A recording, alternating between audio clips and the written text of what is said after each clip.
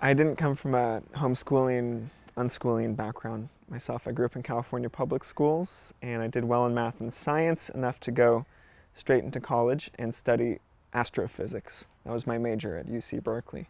And that was fun for the first 2 years, and then I got into the deep stuff. Like, I remember taking a quantum physics course, which all of a sudden no longer was physics visual, it was math. And I didn't love math that much, so I was thinking, oh, what am I going to do? You know, this is what I'm good at, but it's not what I love anymore. And at that moment, somebody handed me a book by John Taylor Gatto, the New York City public school teacher, and he had done so much good work with students. And then when I learned that he had quit and said that he didn't want to hurt kids anymore, I was really compelled. And so I went online and found all the books related to John Taylor Gatto. So I found John Holt, Sudbury Valley, Summerhill, the Teenage Liberation Handbook, and just devoured those, and very quickly knew that alternative education is what I needed and wanted to study and to contribute to.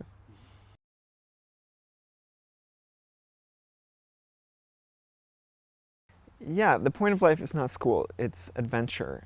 I do genuinely believe that. And adventure doesn't mean like climbing Mount Everest necessarily. It means some sort of thing that makes you excited and passionate for what you're doing. So starting a business is an adventure. Going off to a foreign country is an adventure. Trying to learn economics but not going through the traditional school route or college route is an adventure. And so I think that you can compose your life full of little mini adventures like that, and that's what becomes your education. And so, I mean, what more do you need in life than that?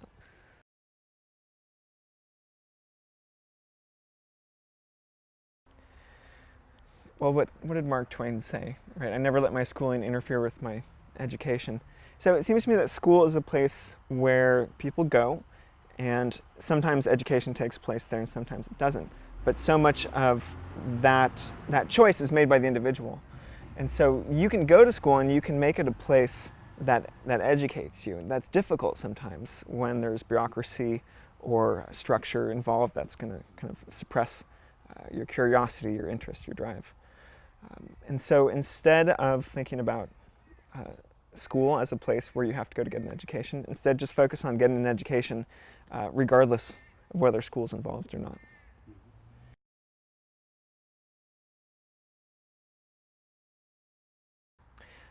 I think there's probably a historical reason for why we think education has to take place in school, because there really was a concentration of knowledge, let's say just 100 years ago, where if you wanted to learn something, probably, you know, if there's not a great library system out there, and of course there's no internet, you probably do need to go to a place where there are people who are specially trained in, you know, having that knowledge and teaching it to you.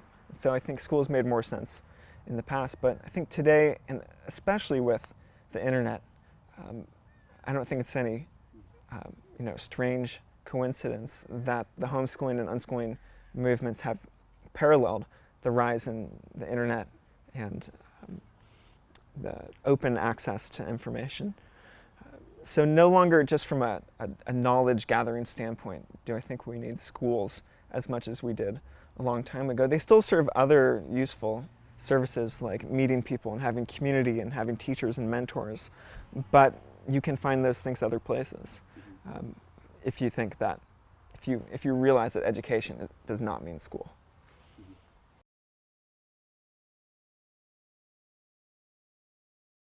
I think the difference between homeschooling and unschooling is full-time self-directed learning. And so as a teenager, that means that you are taking the reins. You are actively directing your education and not just doing what mom and dad say or what your friends or your family say. And for parents, that means actively supporting and nurturing and helping your child to discover his or her interests and not pushing your own agenda or interests on your child in that process. And it's difficult. It's being very observant and being very in tune to your child's needs and knowing when to give support and knowing when to pull back. And I think knowing when to pull back is probably much more difficult. And that's what makes unschooling a challenge. It's hard to have that level of trust when your 13-year-old son just plays Minecraft all day, or your daughter is just, you know, devouring books all day. Yeah, but that's the important part, right?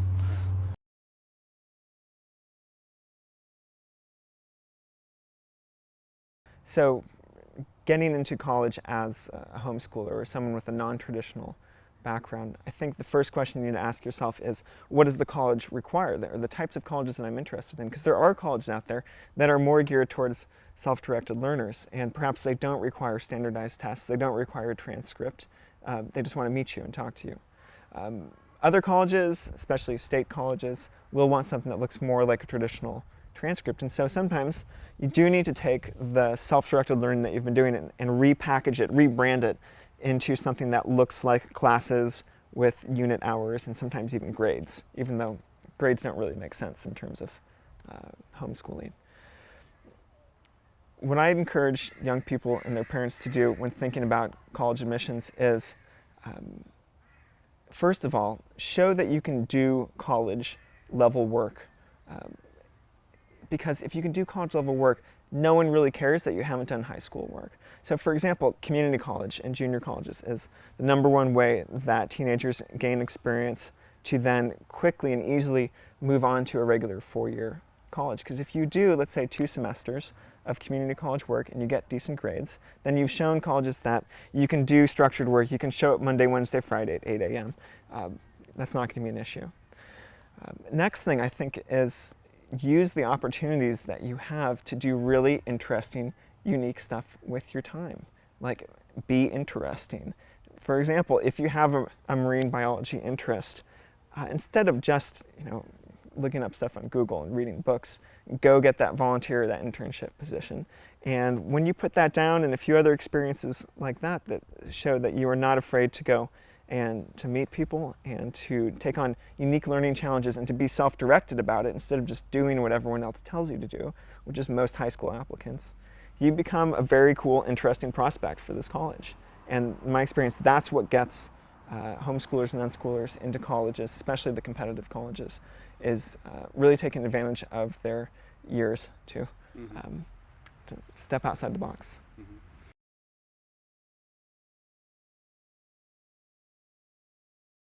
I think there's 2 things going on. First, as homeschooling becomes more widespread, it's in a college's best interest to have an application process for homeschoolers. And so you will find more and more colleges that specifically have a process for how a homeschooler can prepare a portfolio or a transcript.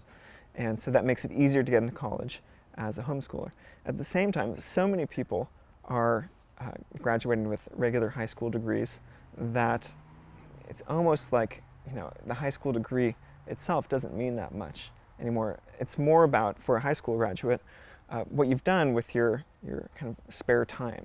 And again, if you're not just doing things that are so obviously kind of college preparatory, like I did X number of hours volunteering at the soup kitchen, et cetera, et cetera. If you do stuff that actually shows you're a self-directed learner, that's the kind of stuff that gets high schoolers into great colleges. And so when homeschoolers who have all this time to be doing self-directed learning stuff really emphasize on that, that's what propels them into higher education.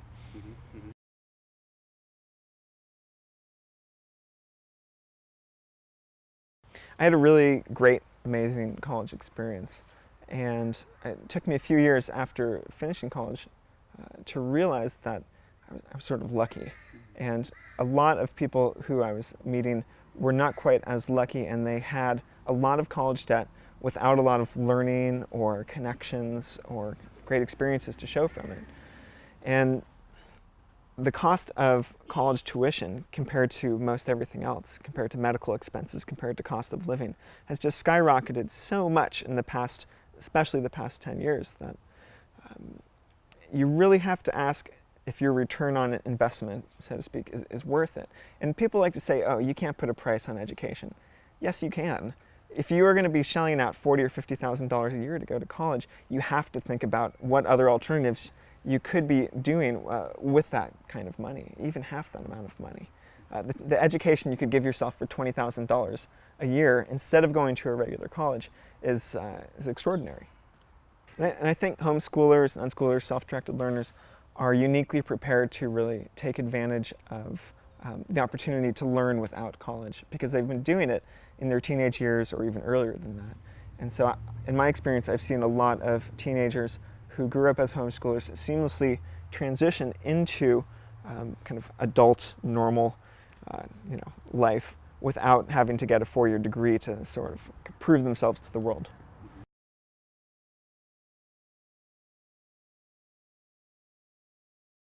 And taking community college courses is kind of a double advantage. The first one is that if you do choose to go to college, then you have this great thing on your resume to get in. And secondly, it gives you a little taste of what college is actually like. And so if you do that at age 16 and then you're at age 18 and you're thinking, should I go to college? You actually can make an informed decision instead of, like most high school students, just, maybe you visited the college campus one day and you're saying, oh yeah, I'm going to dedicate 4 years of my life and X number of tens of thousands of dollars to this path. So.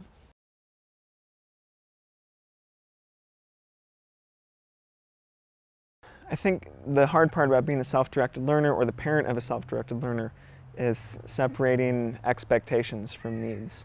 And if you're a teenager, you are expected in so many different ways to well, not only to just go to school, but to learn certain things at a certain time. And as a parent, you're supposed to be kind of pushing that on your teenager. And so that's a way that you can be kind of living out somebody else's dreams. And as a self-directed learner, you have to figure out, geez, what are my dreams? What are my priorities, my goals, my needs? Is it just what everyone else is doing? Because usually it's not.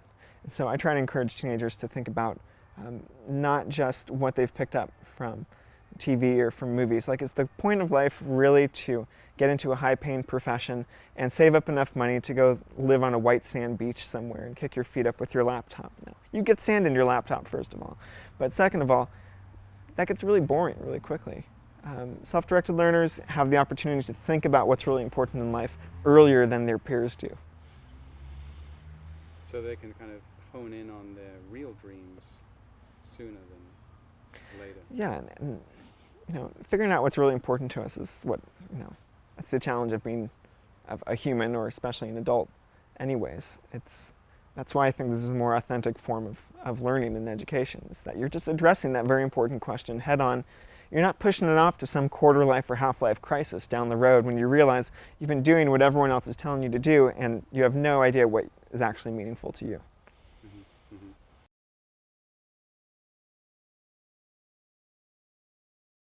I think it's really easy to sort of stay in the house when you are a homeschooler, and perhaps even to fulfill those stereotypes, right, of the homeschooler who never goes out.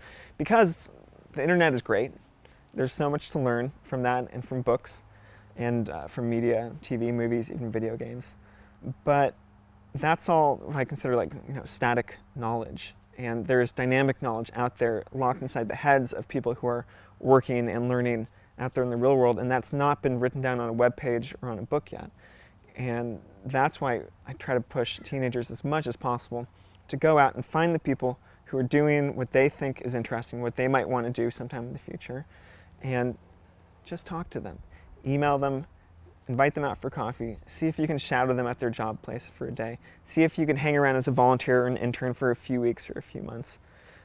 It's a low-risk proposition to ask for that type of opportunity, and with such a potentially high reward.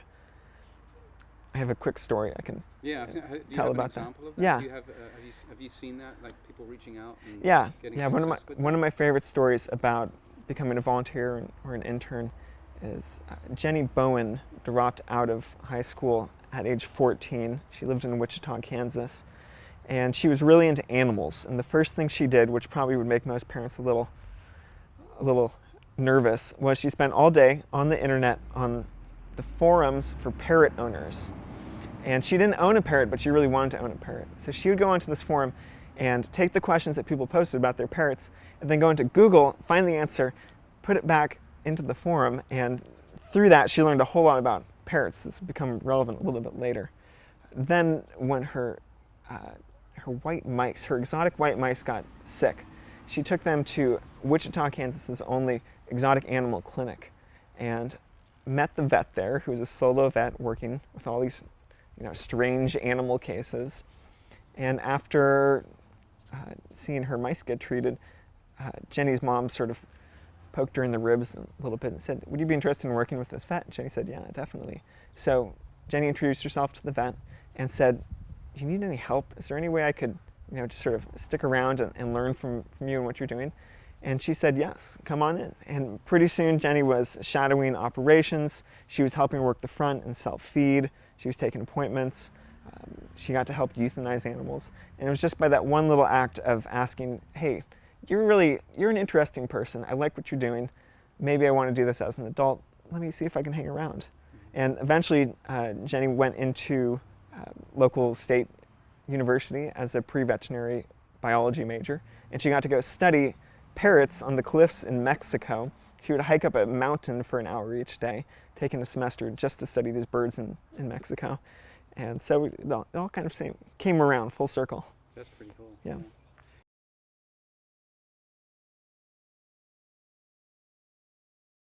And so facing rejection is an important component to this. First of all, you'll probably face less rejection than you think, because as a teenager, you have a kind of a unique story. If you come to somebody and you say, "I'm 15 and I'm really interested in what you're doing, can I hang out with you?" They have a little bit more sympathy for you than if you're 25 and you're doing that, because you're seen as competition then. When you're 15, you're just kind of a cool, curious learner. And second of all, dealing with rejection is such an important life skill. And if you're going to get, if you're going to go anywhere that's really interesting in this world, people are going to tell you that you're doing it the wrong way. And so, again, that's one of those life skills that you can start developing earlier as a self-directed learner. You will need it eventually. You might as well start developing it sooner than later. Right.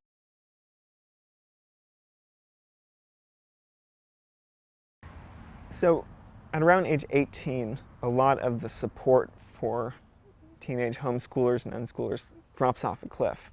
Up until that point, you can go to summer camps, you can go to kind of local group meetups, and then you turn 18 and you're sort of expected to go to college. And for those who do go, oftentimes they find a great community there, that becomes their life. Great. And for those who continue to those who choose to continue being self-directed learners through the college years, it's a little bit more difficult to find that community. And so I created Zero Tuition College as a website and a free social network where people who are doing self-directed learning instead of going to formal college can log on and find each other and post profiles and form one-on-one mentoring relationships. That's really the goal of the site.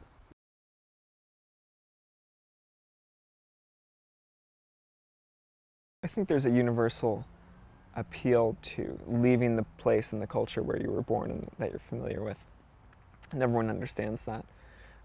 I also think as a teenager, a lot of the reasons that we go to college and we're looking for these college experiences is because they represent the opportunity to get away from home, to meet a bunch of new people, to get out of what's familiar. And all of those needs can be often taken care of by a really good travel adventure. And so I had a couple travel adventures that were really meaningful to me. I got to go spend a month living in Chile with a family when I barely spoke any Spanish at age 14. And then got to go backpacking around Western Europe when I was 19, and off in South America backpacking for 3 months solo when I was 22. And those just meant so much to me that I thought, this is the spirit of what young people kind of need and want, and really what they're not getting when they're cooped up in classrooms all day. It's the spirit of adventure. And so just give it to me straight, right? Give me some adventure.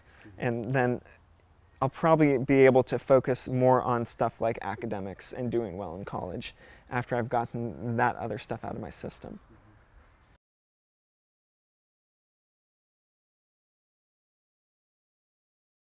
I remember hearing that little quip about Rip Van Winkle, and if he fell asleep in, say, the year 1910 and then woke up in 2010, everything would be different. Cars and planes, internet. And then he'd go into a classroom and say, "Oh, this is just how I remember it." And so I agree that the system is, it's ripe for change. And whether homeschooling, unschooling, or something else is going to be that big change, I'm not sure. I think that that's not as important as keeping homeschooling free and legal and available to any person, any family who wants to step outside of the traditional system. I think as long as we have that in place, then the revolution is here.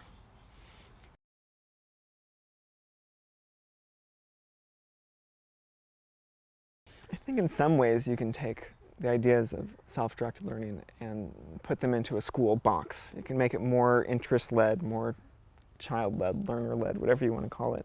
But there's a fundamental limit, and I think it has to do with individuals versus groups, and it has to do with as soon as any group gets over a certain size, a bureaucracy develops, and you just don't have as much flexibility and personalization anymore. And so, in some ways, yes, you can apply those principles, but what I'd like to see is a world not where schools are gone. I'd like to see a world where there are so many different types of schools, and a lot of different schools, especially small schools, that are trying out all these different little innovative practices, and they're tinkering, and there's constant reform and innovation happening, that pretty much everyone's needs get met. And in that world, there would be a lot of homeschooling and unschooling, and there'd be a lot of school, too. And that's fine, because homeschooling is not for everyone.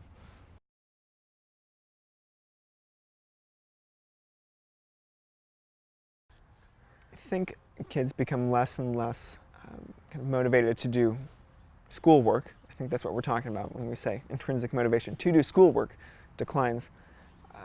Because as soon as they hit adolescence, they're no longer in the same kind of learning stage, learning framework.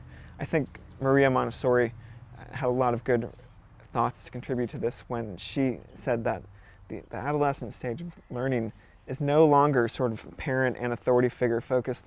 It is much more peer focused. It's social, and it needs to be a lot more hands-on and not classroom didactic. You can go back to that when you get to like the more higher education stage. But she said, get kids out of the classroom, have them work on something like a farm, where they actually can use hands-on, develop practical knowledge, have more discussion-based learning, and have them around each other a lot more than they previously were, or have them interact with each other more. And so I think Montessori had it right, and just thinking that you can put a young person through 12 years of essentially the same kind of learning environment when they're changing in so many other ways during that period of time is ridiculous. Right.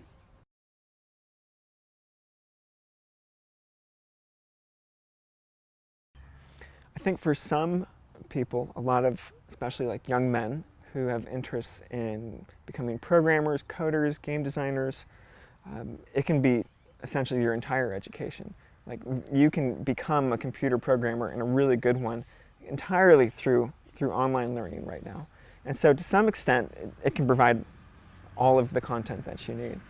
And I think in other ways, it kind of shatters the myth of the all-knowing teacher who you have to go to get your wisdom poured down onto you.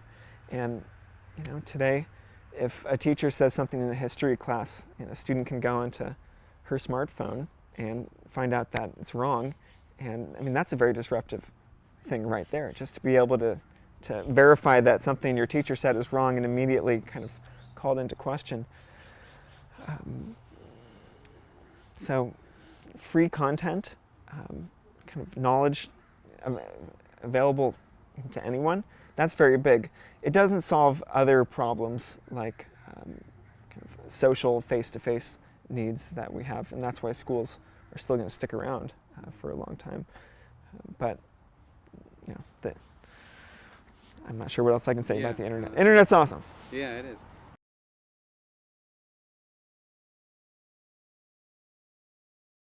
Yeah, flipped classroom is a great idea because it's essentially the tutoring model. It's saying, go read stuff that you don't need somebody to be hovering over you for, at home on your own. And then when you're in the classroom, essentially, the teacher will be acting as a tutor, a one-on-one or a small group tutor. And that's something, it's how everyone learns best when they have more personalized attention. So flipped classroom, great term. It's not anything terribly new. When you use it in conjunction with online learning, yeah, it's good. Mm-hmm.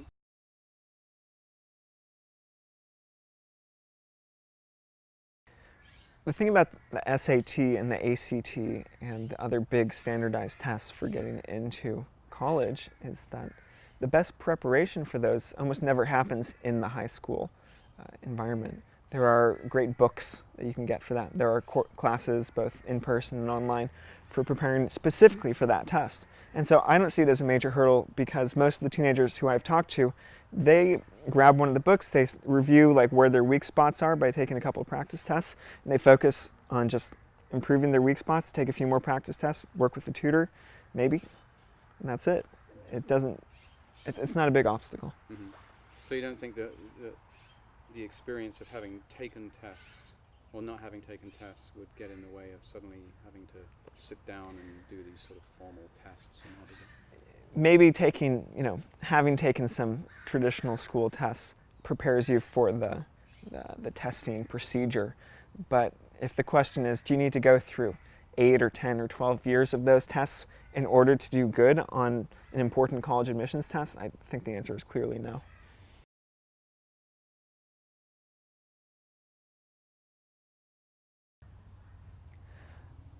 I'm a big fan of the North Star model, North Star Self-Directed Learning for Teens in Massachusetts. And they have pioneered this homeschool resource center model for teens that is a lot like a free school, like a Sudbury Valley school, but doesn't have all the hang-ups of a school. It's just more like a club, like a YMCA, where you can show up 1 day a week, 3 days a week, 4 days a week, and get resources, meet other teenagers, go to workshops, do field trips at a very reasonable price. And so I think they're doing a really good thing. I'd love to support them in any way I can and try to create a little spin-off, maybe in my own area. That's kind of like North Star. Mm-hmm. And I'm still really interested in writing. I think that a lot of people get introduced to homeschooling and unschooling and self-directed learning through a good book that a friend hands them. And even though there are a lot of books out there, I feel like there still need to be a lot more for more widespread acceptance of the ideas behind homeschooling to take hold. Mm-hmm.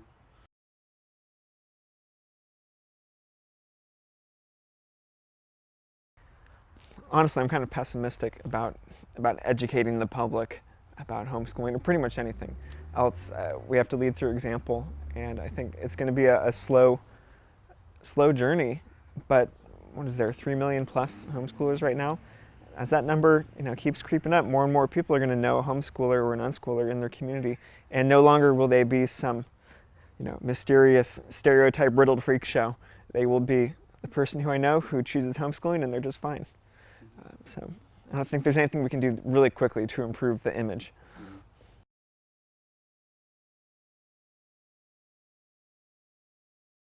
I'd say don't leap before you look. There's lots of good resources online to find out what it's like being a homeschooler or an unschooler. If you just jump right in, you might scare your parents, first of all, and then they might not support you. You need good family support to make this really work well. And go find some homeschoolers or unschoolers in your local area. There are resource and support groups everywhere. There are conferences, there are summer camps. Go find a few people who are actually doing it, talk with them, and you'll make a good decision. You'll probably make the decision to homeschool.